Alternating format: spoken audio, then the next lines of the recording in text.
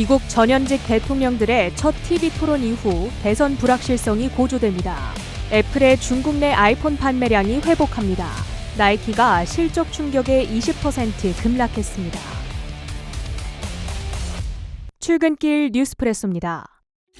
상반기 마지막 거래일이었던 지난 금요일 뉴욕 증시는 어땠을까요? 투자자들이 가장 예의주시하던 5월 PCE 물가지수가 예상에 부합하자 장 초반 나스닥 지수는 처음으로 18,000선을 돌파했는데요. 하지만 증시 고점 부담감에 이내 차익 실현 물량이 출회했습니다. 글로벌 스포츠 공룡 나이키의 주가가 하루 만에 20% 폭락했습니다. 시총 규모로는 270억 달러, 우리 돈 39조 원이 증발한 건데요. 이베이의 전체 시가총액보다도 큰 규모에 해당합니다. 문제가 된 건 4분기 실적과 향후 가이던스. 전분기 매출이 전년 동기 대비 1.7% 감소한 126억 달러에 그쳤는가 하면 현분기 매출은 10%나 급감할 것으로 내다봤습니다. 실적 악화의 주요 원인으로는 중국 내에서의 매출 둔화를 꼽았는데요. 실적 성적표를 자세히 뜯어보면 중국뿐만 아니라 북미와 유럽, 중동, 아프리카 등 전 세계적으로 매출이 기대치를 밑돌며 나이키 브랜드의 인기가 시들해졌음을 증명합니다. 사실 나이키는 4년 전부터 풋라커 등 대형 유통 채널들과의 결별을 선언했는데요. 유통비용을 줄이고 소비자의 니즈를 직접 파악함으로써 실적이 개선될 거라는 기대와는 달리 오히려 D2C에 집중하는 동안 혁신이 부재했던 탓에 호카나 온러닝 등 쟁쟁한 경쟁사들에 뒤처진다는 비판을 받아왔습니다. 나이키의 시대가 이대로 저물게 되는 걸까요? 아니면 CEO가 컨퍼런스 콜에서 말한 대로 올해 파리올림픽을 도약의 기회로 삼을 수 있을까요? 나이키의 흐름을 지켜봐야겠습니다. 테슬라가 장 초반 200달러 선을 돌파했습니다. 지난 4월 이후 3개월 만에 처음이었는데요. 이번 주 챙겨봐야 할 주요 이슈는 2분기 인도량 발표입니다. 테슬라는 보통 새로운 분기의 둘째 날에 분기 인도량을 발표하곤 하는데요. 따라서 현지 시간 7월 2일, 이번 주 화요일이 되겠습니다. 예상을 웃돌 거란 기대가 나오는 만큼 주가 움직임 주시해봐야겠습니다. 연초 주춤했던 중국의 아이폰 사랑이 다시 회복하고 있습니다. 지난 5월 중국 내 아이폰 판매량이 전년 대비 약 40% 급증한 것으로 나타난 건데요. 애플이 중국에서 한정적으로 실시한 이례적인 할인 전략이 통한 겁니다. 다만 할인 이벤트를 중단했을 때에도 이 같은 증가세를 이어갈 수 있을지는 눈여겨봐야겠습니다.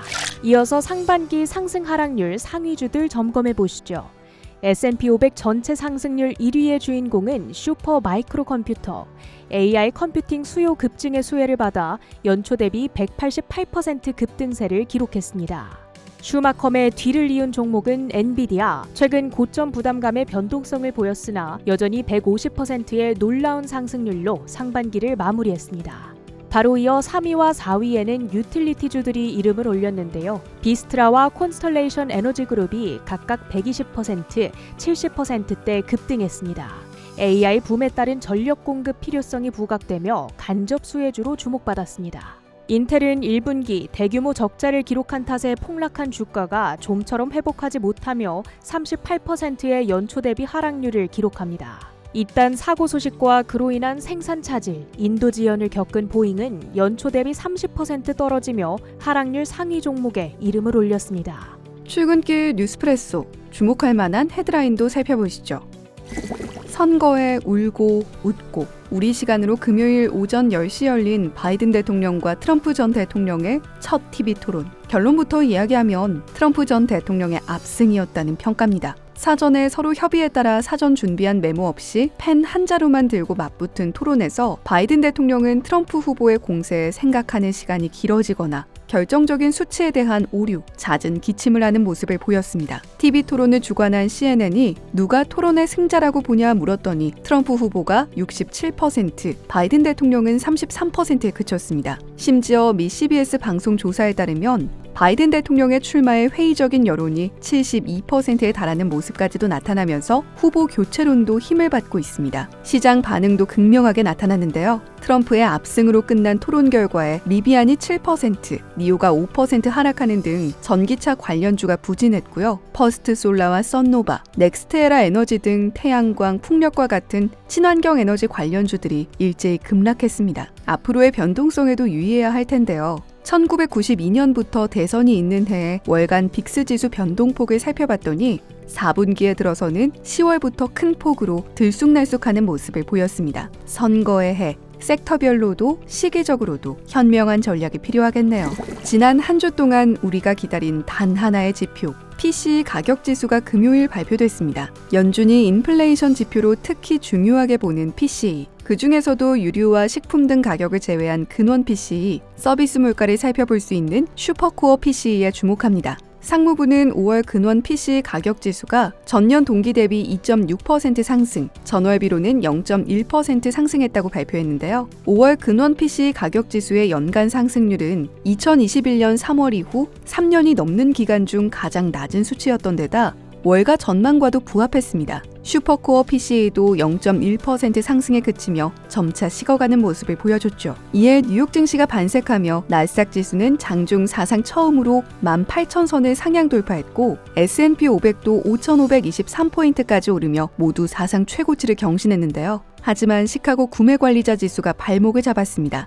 무려 전월 대비 12포인트나 오르면서 중서부 지방의 제조업 활동이 예상치를 크게 웃돌았다는 걸 보여줬습니다. 이에 PCE 이후 안정적으로 하락하던 10년물 국채금리가 갑작스레 급등하며 3대 지수 모두 힘이 빠져버렸는데요. 하지만 웰스파고 등 IB는 5월 PCE 보고서가 만족스럽게 보인다며 9월 FOMC에서 금리를 인하할 수 있다는 전망을 강화한다는 코멘트를 내놓은 만큼 하반기 연준의 선택을 주목해보시죠. 소폭 내림세로 2분기 거래를 마친 유가. 지난 금요일 WTI 원유 선물은 0.2% 내린 81.5달러에 거래를 마쳤습니다. 비트코인은 오전 7시 현재 0.7% 오름세 보이며 61,900달러 선에서, 금은 약보합세 속 2,320달러 선에서 움직이고 있습니다. 러셀 2000 0.5%, 필라델피아 반도체 지수 1% 상승, 나스닥 100만 0.5% 내렸습니다. 지금까지 뉴욕 증시 마감 상황, 출근길 뉴스프레소 전해드렸습니다.